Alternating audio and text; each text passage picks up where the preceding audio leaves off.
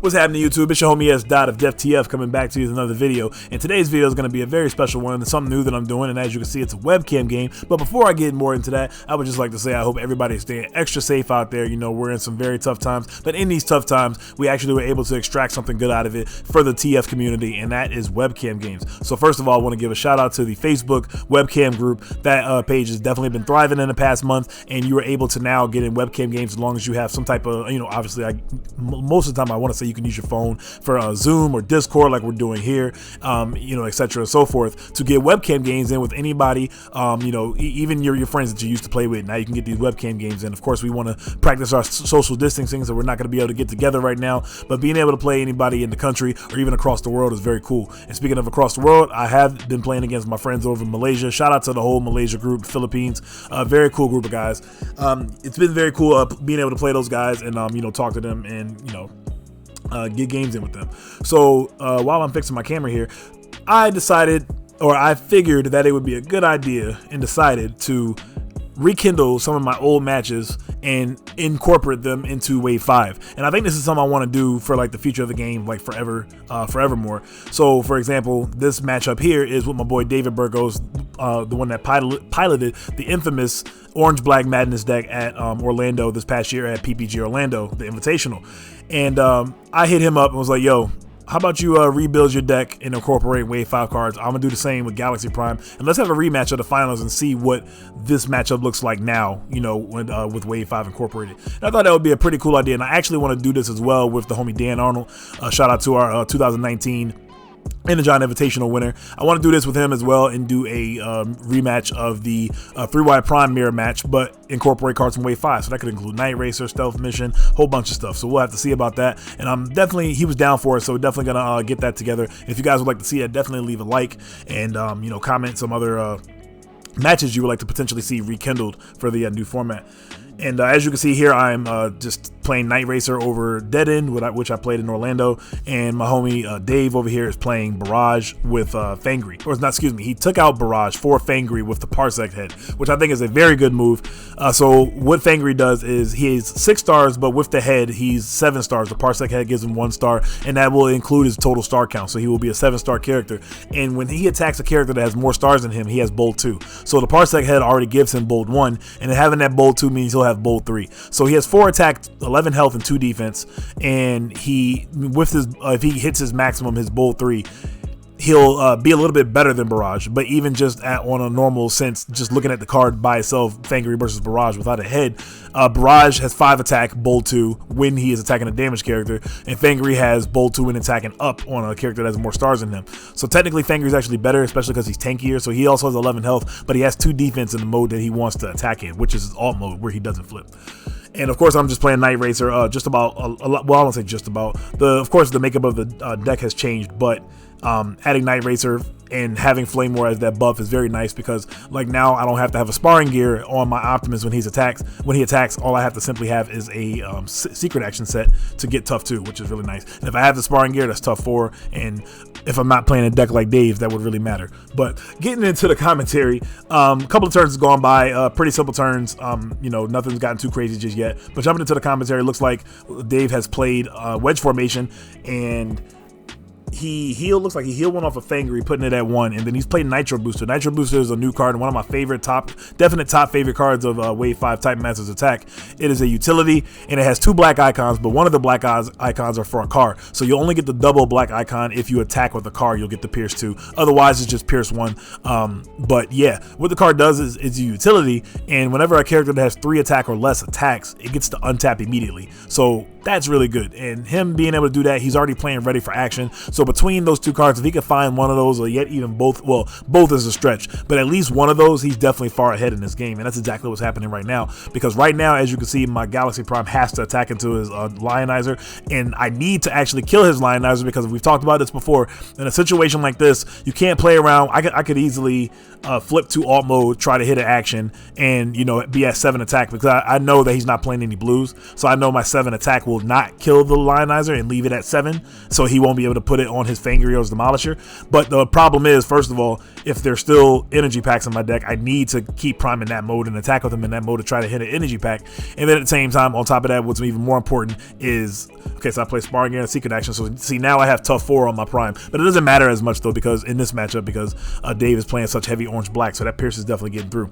But getting that with the Lionizer, if I leave the Lionizer at 7, Peace Through Tyranny really owns me. So I have to, unfortunately, kill the Lionizer and just take the brunt of this attack. And as you can see off of my prime flip, I actually hit a energy pack. So thanks to that white icon, I was able to flip an additional 2 cards. Oh, excuse me. Well, I had bold from Flame War, so I was going to flip that. I'll take that back. I was going to flip those no matter what, but the white actually helped me extend into hitting that energy pack, so that worked out. So I'm sitting at 25 health. Flame War is just about dead, though, unfortunately, with 3 more health left, but she's still a body. If he doesn't take care of Flame War anytime soon, I can use her as a blocker and have more characters to block and give more time to Optimus to set up. So, and he has 3 attacks, so I imagine one of his attacks will definitely go into Flame War to get rid of her, as it won't be very hard to do with, an easy 3 Pierce 3. He's going to grab Counter Espionage. Looks like he's trading Precision Fire, another new card, but we won't talk about that until it actually comes up, if it comes up. But Counter Espionage we will talk about. That's another one of my top favorite cards out of this set. It is a green-black action, and what it says is name a card, and you look at your opponent's face-down secret actions and every card in their hand, and you discard every single card of that named card. So if I play Brainstorm and play 2 In Hostilities, or excuse me, that was dumb, In Hostilities and let's say Battlefield Report, and you call In Hostilities, well, I lose the In Hostilities on that set, and I lose any that I have in my hand as well, like any action. So like Focus Fire, War of Attrition, all of those gather 3, play 3, and do something special type cards are kind of weakened with the what's the word I'm looking for? With the presence, there we go. The presence of Counter Espionage. So he's going to play another new card, Hollow Matter Projector, which is another one of my favorite cards. Man, Dave, I'm just going to play your deck. You're playing like all my favorite cards in the set.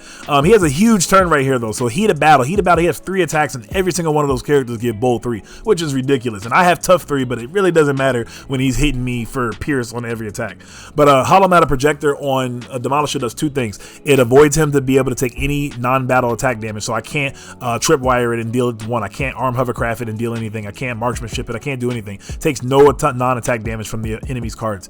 And it also gives 1 extra defense, which means he'll be able to flip an additional card on his attack. So it's kind of like bold 5, but it's not really bold 5, which is, by the way, gets around cards that prevent bold, like Acid Storm. You're just flipping cards equal to your defense. It's not actually bold. So he's flipping a minimum of 7 cards with the Demolisher. And as you can see, he got rid of my my Flame War. And he's getting in on Optimus, I want to say here. And my defense isn't going to do too much. The only thing that defense really does in matchups like these, when you have versus an orange-black deck, is kind of just, if their Pierce doesn't scale up high enough, at least your blues block there. So if they're like 10 Pierce 3, for example, if you block for 6, well, you'll at least, you'll just take 4. You won't be taking like if I only flipped two blues and had 4, and he had 10. If he had 10 Pierce 3, I would hope that my blue scales up closer to the 10, so I don't take as much Pierce, and I would just take 3. But if he had 10 Pierce 3, I would take 6 if I only had 4 defense in the situation. So the blue isn't all the way unimportant in these types of situations. And as you can see, I still didn't flip over my secret action yet. I am actually going to look at my greens and kind of analyze and see what. I have a lot of options right here. So, by the way, if you haven't noticed by the title, this is only game 1. I'm posting game 1, and I'm going to be posting game 2 and 3 separately, because this match actually took about an hour and 40 minutes, like double the time of a normal match. But to our defense, the reason why I did is because we were talking to each other in plays like this. We're home and our, in our safe environments in our home, so we're not really like out in the open and like on a time limit, like, oh, we gotta rush. We were actually kind of talking to each other about other things in between the match. We were talking to each other about analyzing our plays, like saying out loud, okay, well, if you have this would hurt me, yada yada yada, and we kind of helped each other through some of our plays and like talked about some things. So it wasn't total 100% competitive, but at the same time it was, because we were both trying to catch that W. So I end up getting a card I missed because I'm kind of looking at my microphone and talking instead of looking at the screen. Don't mind me. But as you can see, like I said about my secret action set earlier, you don't have to flip your secret action right away. Cards like Hijack you do, because Hijack says when your opponent would draw a card for the first time that turn, you flip it, so you're forced to flip it then, otherwise you miss the window and cannot activate it, period, for the rest of the turn. So if you don't have Spire Master's Roost with his set, you just lose it. But I can flip my secret action at any point in time if I want to, if I remember. So that's the other thing too. If you don't flip it and it's like, oh wait, I had this, it might be too late. And it depends on who you're playing against in a tournament setting. So I think here we are trying to figure out, I think he missed some of his flips on heated battle, and we actually fixed that here in a second. Okay, yeah, so I think we both missed a couple of, like he played the heated battle, and I think just so much went on with the first two attacks, or even the first attack that in Flame Ward dying, I think we kind of both just missed some of our extra flips with the heated battle, but we end up fixing it, and we're good to go now. So Demolisher dealt Pierce 6, end up dealing Pierce 6 to my Prime, so he's sitting at 19 effective health right now because of the energy pack. I'm gonna flip some more cards. I have looks like a Spymaster's Roost and a Scoundrel's Blaster to choose from out of my greens if I want. He's flipping a ton of cards here. That Lionizer Saber, so he has bold 3 because he's attacking into a character with more stars than him. And then he has another bold 4, additional bold 4, so that's bold 7. So he's flipping 9 cards minimum, and probably gonna be 11 cards because he's probably gonna flip a white, which is ridiculous. Just actually ridiculous right now. And I'm going to take a fat 7 damage from that. And it kind of like seems like it was like, damn, only 7 out of that. But 7's a big chunk, you know. So not damage I definitely want to take.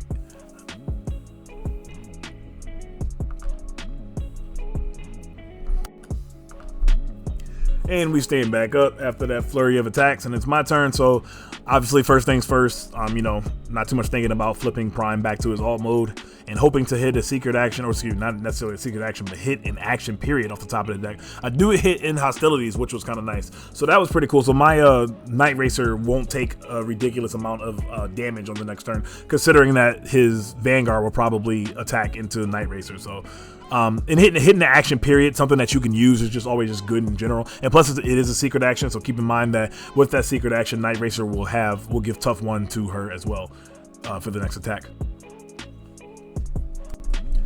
Okay, so I decided to play Paralyzo Box. Now, Paralyzo Box is one of the new cards, another new card on the Wave 5 type Masters Attack, and it's pretty much a grenade launcher, and all you have to do is call the top card of your opponent's deck correctly. Now, this deck isn't a mixed deck that Dave is playing. Well, I take that back. It is a mixed deck, but it's not mixed like in terms of orange and blue. It's mixed in terms of black and orange. So I guess it's like the same deal. I guess you could technically call it mixed. It really is mixed. I guess I just try to make it sound better in my head and give me an excuse for playing a card that's a gamble, but it's an orange green, and the green is on the range. So I have 2 range characters, and my philosophy with it is, if your deck, most decks are still going to be slanted one way or another. Even if you're playing a mixed orange-blue deck, your deck's going to be slanted either blue or orange, and I'm going to be able to tell that, especially if you look at his grave or his scrap pile, you'll be able to tell at this point what kind of scrap pile he has. But unfortunately, as you can see, when you guess the top card of their deck, if you guess the icon correctly, you will gain an additional +4 attack. But if you miss, you just get nothing. So I missed, unfortunately. I called orange, and he had a nitro booster on top. So I did flip an orange, the matrix on my attack, and I banked. I want to say banked, but I really was hoping that I would get the icon correctly. You know, you can second guess yourself all you want and say, damn, I wish I would have called black, but you don't know the ratio of your opponent's deck, so it's just a gamble period when you're playing that kind of card. It could have been the Scoundrel's Blaster that I flipped earlier, and I could have got in for 6, and I would have killed it. So in that situation, it's like, okay, well, I should be playing Scoundrel's Blaster over the or not playing the Paralyzo Box at all. But my thing is, I needed other whites.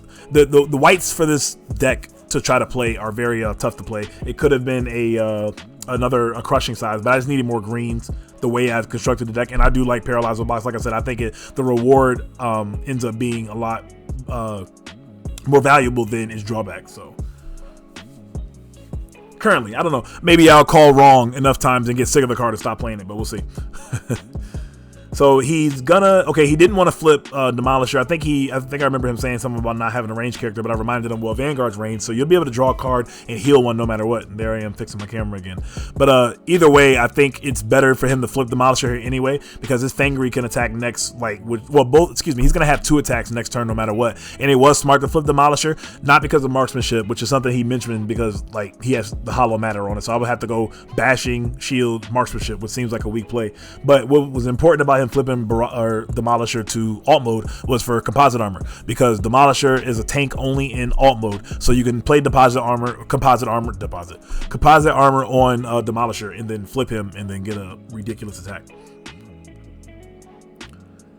that Saber on Fangry is looking ridiculous, and I need to deal with that next turn, whether it's Disarm or Enforcement Batons, or speaking of Enforcement Batons, I'm assuming I already had it. I'm going to put it on Prime. He doesn't really need it because he's going to destroy Vanguard no matter what. Vanguard only has 2 health left, but I needed to get rid of that Saber because I didn't need to take another ridiculous attack from that. And as you can see, I'm at, is that 17 health? I only got 8 health left, so I don't even know how I'm living next turn anyway, unless I hit another energy pack. So we'll see how lucky I can get. Yeah, it looks like a 5, 6, 6, and 5. So that's 17. So this turn is not looking very good for me unless I have a secret action. Okay, I don't have a secret action, but I have checkpoint. I'm losing a reflex circus. Doesn't do much in this matchup. I have a mission briefing. That card is secret dealings, I know, but I scratched out because since I got rid of a nitro booster from him, which was big. So I'm glad I made that security checkpoint play.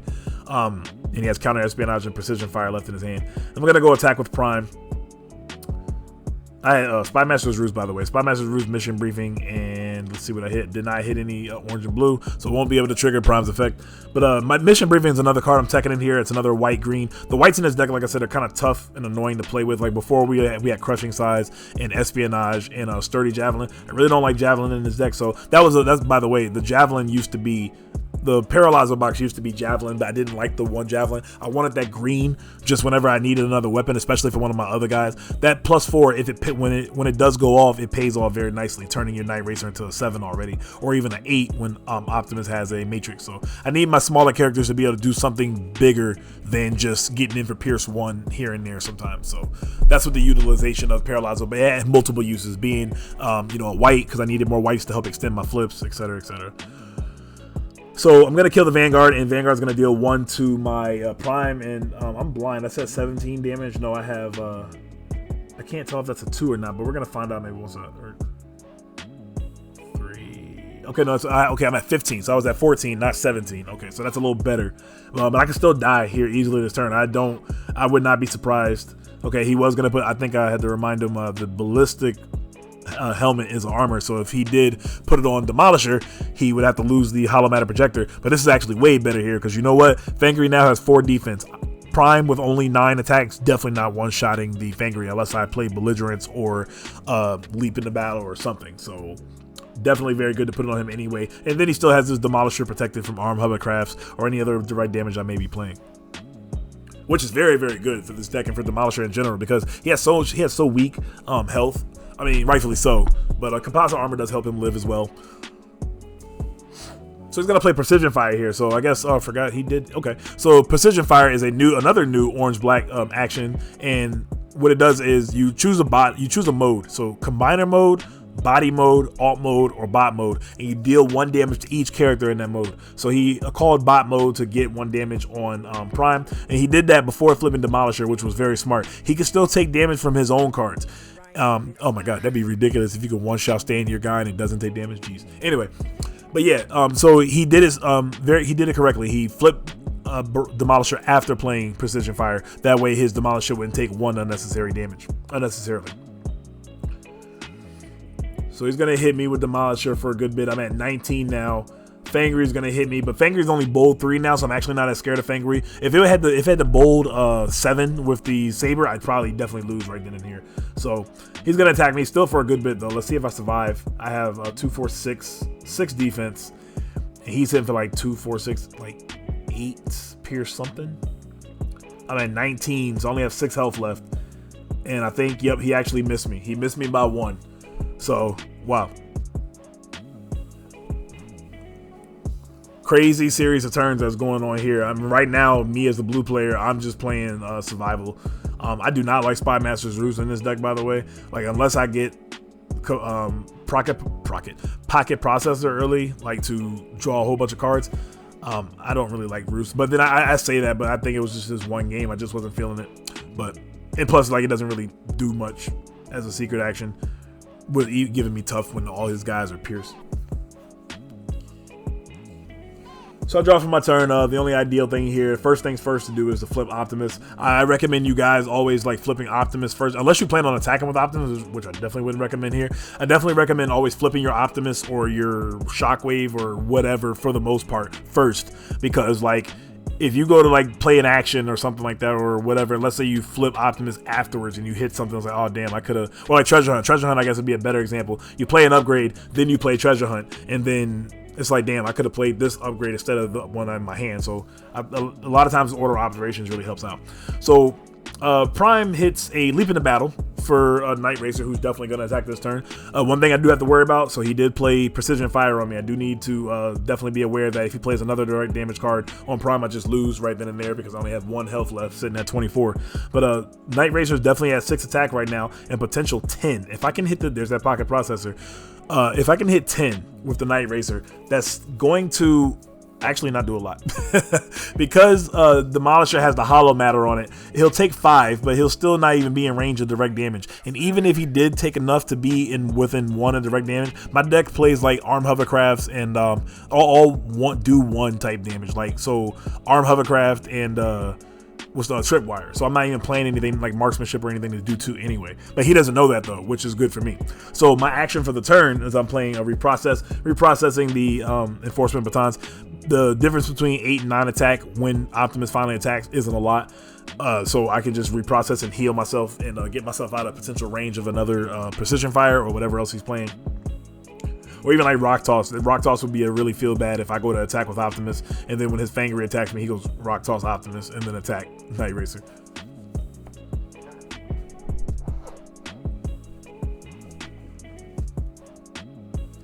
So I miss again, by the way. That's the other part of it. Like, of course it was an orange. Of course it was orange. I called black this time, second guessing and tricking myself from the last time. I was like, all right, I'm just going to call. I think I always want to call orange with this deck, to be honest with you. I think even though I second guess myself, I think the only other thing I could do is look in his scrap pile. If we were like, you know, in real life, face to face, and look in his scrap pile and make a better educated decision. But I wasn't gonna ask him to flash a scrap pile, not at this point in time. There are a couple times I've asked people, let me see your scrap pile, how many security checkpoints and this and that. But the only issue I have with that during webcam games, because I don't like to ask my opponent that, because sometimes my opponent might, let's say for example, in a webcam game, I might say, hey, how many security checkpoints do you have in your scrap pile?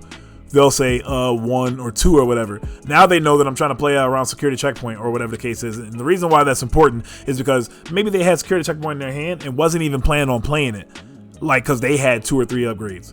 But because I asked them if they had security checkpoint in their scrap pile, oh, he must got a couple of good upgrades, so now I'm going to checkpoint. So that's one thing, that's one downside of webcam games, but of course the upside outweighs the downside because, you know, we're able to play at all. So unfortunately, I missed with the Paralyzo box again. That's 0 for 2 for Paralyzo box. Paralyzo box, you're fired.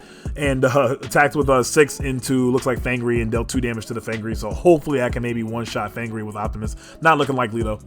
Now Demolisher's going to attack here with pretty much bold 5, flipping 7 cards and going to attack into my Night Racer. He didn't play an action or upgrade this turn, so I know he has counter espionage, but you don't really play counter espionage until your opponent has a secret action set, unless you know your opponent's playing like War of Attritions or Sonic Scramble or any of those other gather 3 cards. So I'm not worried about Night Racer dying this turn. She's at full health, so he's been focused on Flame War and Optimus this game, so I'm not too worried at this point in time. So I'm going to have 4 defense, but of course it doesn't matter. Again, he's probably coming in for at least a bigger AR or better in terms of his attack value. And yep, go ahead. I'm going to take a little better than a bigger AR, taking 5. So I don't decide not to get a Scoundrel's Blaster, but I am going to draw 2 cards from this pocket processor. And that's one card that, if you want to beat Galaxy Prime, keep them off of cards. Keep them off of draw cards. And when I say keep them off of draw cards, I really just mean keep them off of pocket processor. Don't focus so much on the energy packs that you're like, oh man, I got to get rid of those energy packs. The pocket processor helps tremendously. I actually, even after this match, told recommended to Dave that he play pocket processor. He's already playing Reprocess and Hollow Matter Projector, and I think he's playing 2 Hollow Matters. I recommended that he take one out and try the pocket, because I guarantee the extra cards you draw over the course of the game, especially if it's uncontested with reprocess or crushing size, it's ridiculous like how many more times you get to see your power plays. So like for example, for him, one of his best plays in his deck is Heated Battle and Nitro Booster. Now for the record, that's probably one of the best plays in any deck that could utilize those cards, but I'm saying for him specifically, he'll see his power plays a lot more often. So I get 5 damage on Demolisher. And I do hit an energy pack as well, so that's very notable to talk about. Hitting an energy pack is insane, actually, in this spot to not die outright. So that was pretty lucky of me to be able to hit the prime effect. And I do have a secret action set as well. So he drew for his turn, and now he has to ponder, because remember, he does have counter espionage in his hand from a couple turns back. He got it. I remember him getting it from a green, and I also seen it when he had when I security checkpointed him. So at this point in time, he's going to have to think what card hurts him the most. Between End Hostilities, this is game 1. So honestly, I wouldn't put my opponent on main deck and stable cover in Prime, in Galaxy Prime, because you need the color hits off of Prime. I would put them on End Hostilities or Hold the Line, or, Hidden Fortification or Sabotage Armaments. But at this point in time, Sabotage doesn't do much against him. Hostilities is really nice. Hostilities is great versus Lionizer and Demolisher, because it actually just blunts their entire attack. Imagine a 0 Bold 4 Lion attacking you, and he's like 7 Pierce 6, and you're like 0 Pierce 6 because of End Hostilities. Same with Demolisher. Demolisher has a composite armor on him, and he's flipping, what, 9 cards minimum, 11 with a white icon? Yeah, you have 1 Pierce 1. Because you'll have 1 Pierce 1,000, but you only take the 1 because Hostilities turns all of your oranges to blue. So right now we're sitting here pondering this break. This is what I was talking about, why the match took so long.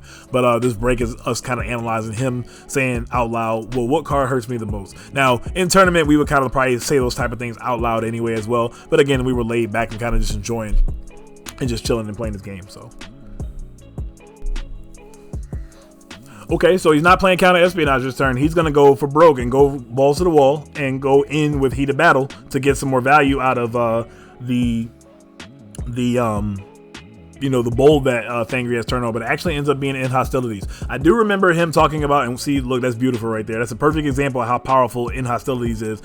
Just as good as, well, I won't say just as good. They have their differences. Well, I'll be talking about that in a future video, by the way. But why in Hostilities is very good. So all of those oranges in my deck all just turn to blues. My Matrixes are double blues right now. My Energy Pack, my Bashing Shield are all blues. And the most he can do to me is 4 Pierce 4, because all of his oranges turn into blues. And then he has his phase value of his 4 of attack. So any black icons that he flips will scale that up to at least Pierce 4, and I'll just take it bigger they are. Another card that really would hurt him, he had to think between End Hostilities and Hold the Line. So I had 29 health max with the Energy Pack, and I think I was down to 22 or 23, and one card I reminded him of, again, because it wasn't tournament. If it was tournament, I definitely wouldn't have said anything at all. He would, of course, missed anyway, but it was Hold the Line. So Hold the Line would have healed me down to 22, and then I can only take 6, and I would still live at 1. The 22 health plus his, 7 health. I think he had, all right, that would put me down from 22 to 21 or something like that. So he was like, oh yeah, Hold the Line hurts me here too. So I think he was just banking on it not being in Hostilities pretty much. And I was able to blunt his attack with the Heated Battle. Now that's not going to always happen, but I mean, it is what it is. I guess he was thinking that if he played the counter espionage and missed, and with his bold 3 on Fangry, he might not get the Pierce 4. But I beg to differ, because I know his deck plays a lot of black cards. So, I mean, he probably would have got there either way and could have saved the Heated Battle. But sometimes, hey, this is like I was saying, this is like an example with Paralazo Box, another reason why I'm playing it. You take a gamble with things like that in general, sometimes anyway. Sometimes you just have to do a certain play. Sometimes you take a gamble. I've taken gambles myself, even in plays I would consider like bad plays. I've gone into the realm. I've had not nightmares, but quote unquote nightmares of opponents back in Yu-Gi-Oh making like really bad plays, but they worked out because good players would have tiptoed around or made the cautious and correct play to not get blown out by this card. But they'll make the bad play and not even know it was like not the good play, and I would get blown out because it was a bad play, and I'm trying to play in, respect that they're a good player. And when I say good player, I don't mean like they just suck, but I mean like to make the good play. So in this situation, or in this game rather, I've taken that and actually implemented that into my playing sometimes. Sometimes I will play a little reckless, and it does pay off. Now, I'm not going to say that it always does. Of course, it doesn't always. But sometimes it's necessary to just play a little reckless. Just a little bit, though. Most of my plays are calculated, but it is what it is. Well, they're calculated up until I go flipping battle cards and my opponent flips a blue, and I'm like, damn. Well, so that Demolisher is actually sitting pretty. I can't marksmanship it, even if I did play it. I can't Sturdy Javelin. That's probably a more relevant card. Well, I take that back. I could. Well, I could play action, but I couldn't play Sturdy Javelin at this point because I just played Bashing Shield. Now, Bashing Shield is going to get rid of the ballistic helmet off of the Fangry, and make it a little easier for me to try to KO it with Optimus. It's very important that also the Night Racer doesn't die to this attack, even though she very well could. I think I'm pondering right here. I remember having the bigger they are in my hand. And so I'm at 4 Pierce 1 right now because you can see I have a Matrix of Leadership in between those 2 energy packs. And I know I was debating here for a while, like, man, I'm already 0 for 2 with this Paralyzo box. And I'm also thinking, like, where's another white card I could play? Because maybe this card does suck. And this is only my second time playing the card. But then I'm like thinking, well, if I can get the, I'm trying to conserve cards. This is where I don't like to burn cards. This is what I talk about, in terms of like wasting cards. I decided to potentially set a secret action, but I don't, or do I? I guess I do keep it. I feel like I take that back because, okay, I ended up taking that back because I have a bigger they are in my hand as well. Because I'm like, okay, the bigger they are guaranteed kills the Demolisher, but I don't want to waste it because I want to use the bigger they are on Optimus next turn. And even then, the problem with that is Optimus is only going to be at 11. So 11, oh no, 11 does kill it. When you talk about this stuff out loud, sometimes you're like, wait, why did I make this so complicated? Okay.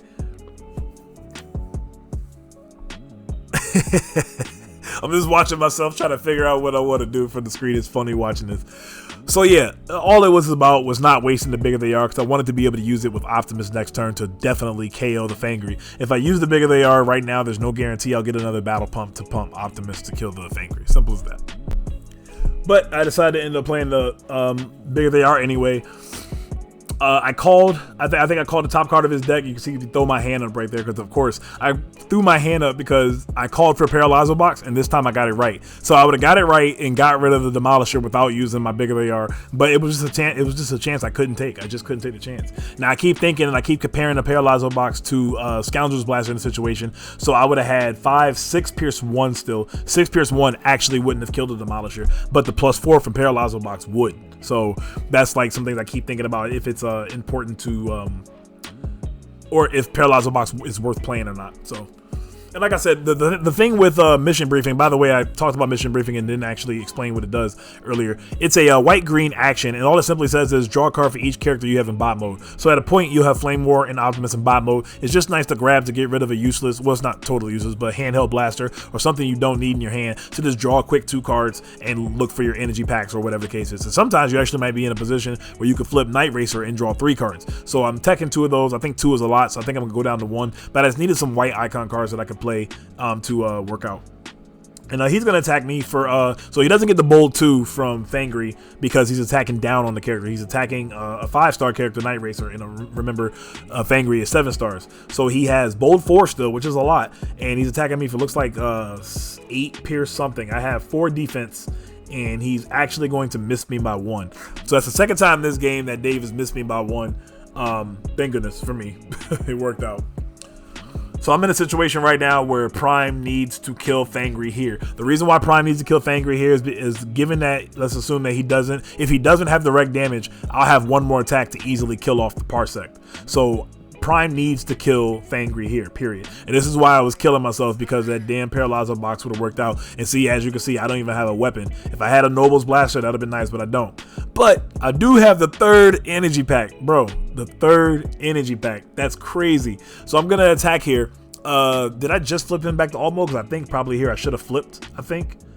Yeah, I think I should have flipped and I would have had 10 attack. Now 10, I still would have left it at 1, the Fangry, but I think I should have flipped here because there's no other upgrades I want on Prime right now. I do want a weapon, but I'm not banking on trying to hit a blue weapon and another orange card to be able to get a weapon on him at this point. I can hopefully maybe draw another weapon throughout, with Pocket Processor if Night Racer even lives this next turn. So that was a misplay by myself. I should have definitely flipped Prime, and as you can see, I would have hit a leap into battle. It's probably the first thing I should have did, like I was telling you guys earlier, flip Prime first. This is a situation where you technically would and wouldn't flip Prime. If I had an Energon Axe, I would have easily just played Energon Axe and just attacked over it. But Noble's Blaster, unfortunately, Noble's Blaster would have got there too, because Noble's Blaster would have put me at 11. And even though I had little health left, I still had 2 characters. There's 1. So again, unless he had burn damage, I would be able to win the game on my next turn, because Parsec just dies to, yeah, you just touch Parsec and she just blows up. So I do have a secret action. Dave is in a position where so my thinking is he's going to attack Night Racer and just kill her to isolate Prime. And then Prime's obviously going to kill Parsec, but then he has to bank on Parsec doing Pierce 6 to Prime, because Prime is at 27. And of course, I don't know the 3 cards in his hand. I think I still know he has counter espionage, but I don't know the other 2 cards. But You guys are about to see some stuff pop off. That's all I'm gonna say. Okay, so we're gonna play the counter espionage, and I don't know what he called, but obviously it wasn't hidden fortification because the hidden fortification is still there, and I have a disarm and a tripwire in my hand. So tripwire is not gonna do a lot, but tripwire will also be another reason why Parsec just dies, because not only does it take the one, but it'll tap, but it just dies from the one. So I'm gonna play hidden fortification. It's not gonna do a lot here on its attack, especially if he attacks Night Racer. I'm way confident, I'm sure he is, that the bold one from Fangry on Night Racer is easily gonna take her out. So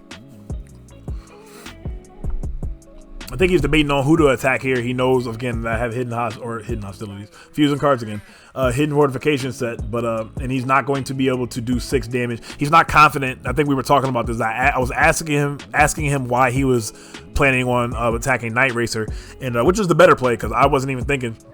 I kind of just assumed that he would hit Pierce 6 with that bold 3, but with 4 bold 3, he actually might not scale up his Pierce high enough, and if he misses by 1 again, he's definitely in trouble. So I respect his decision, and it's probably actually was not want to say probably, it was the right move after I thought about it. So oh yeah, that does make sense. But at the same time, he has to hope Parsec gets here on Prime. So again, you're about to see some stuff about to go down. So yeah, I think I'm flipping my hidden fortification here just to facilitate finding some greens. I don't even know what greens I would want at this point, but just so I can have some more options. Make sure I get my flips right. Flip a whole bunch of good cards. I have a Batons Spymaster's Roost, which has done nothing this game, by the way, and Noble's Blaster. Pretty sure I'll probably just get the Noble's Blaster. It actually doesn't matter at this point. You'll see me kind of toss my hand up like whatever in a couple seconds here, but yeah, doesn't really matter because Prime with the 8 is going to kill Fangry easy, and then I just have to hope I survive the Parsec attack. So not much to think about here. I can potentially flip Prime though and hit something. We'll see if I can get something. I do hit a security checkpoint.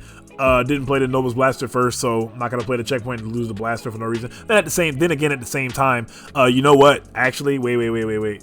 Now that I relook at this, holy moly, donut shop. Wow. I actually just lost it. So keep in mind, I decided not to play the security checkpoint, even though it doesn't matter. Wow, that is super funny. I think he beats me here no matter what. Or did he top deck that? Oh no, okay, he top decked the supercharge. Yeah. See, he already had Nitro Booster. So remember that security checkpoint I decided not to play? My dumbass is gonna lose the game because he had Nitro Booster, and not only Nitro Booster, now he has a supercharge. So let me 2, 4, 5, 7 Pierce 3.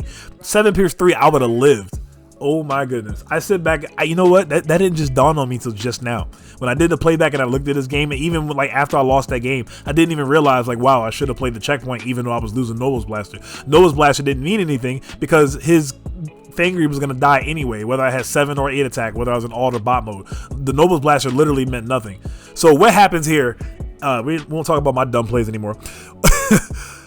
Parsec will untap because of Nitro Booster and Supercharge because he only has 2 attack, and he will attack for me for like 6 Pierce 5 or 6 Pierce 3 at that point. And that Pierce that he gets, he'll actually keep when he untaps, and when he attacks again, he'll keep that Pierce. So let's say his next attack after Bowl 4, he's at like 7 Pierce 4. Well, he gets the other 3 from the last attack, and so that'll scale him up to 7 Pierce 7. So despite me having all 3 energy packs and having 33 health, I actually end up losing the game because I did not checkpoint. So let that be a lesson to you guys. If your character is already going to beat over their character in a situation like that, and then you just have to worry about their head in the end because, you know, obviously when the Titan Master, when it dies, the head pops off. Yeah. Next time, use a checkpoint, even if they only have 1 card in hand. You know the counter. I already knew the counter espionage was gone. I had no idea what his other 2 cards were, and I clearly underestimated them and the power of the new Nitro Booster. But shout out to Dave. That was a crazy ass game 1, and I hope you guys enjoyed. I will have game 2 coming very, very soon. Let me know who you got coming in for game 2. I know this is kind of exciting. This is a little different than what I normally do. Normally, I post all of my matches, you know, every single game in one. But being in this game was like an hour and 45 minutes or so. I decided to split these up and to kind of give you guys a little bit of suspense to wait till I post the next one. So let me know down in the comments below who you got to take this match, and I will catch you guys in the next video. You guys already know what it is. You guys have a great day and or night whenever you're catching this video. This is your homie S. Dot, heading out. Peace.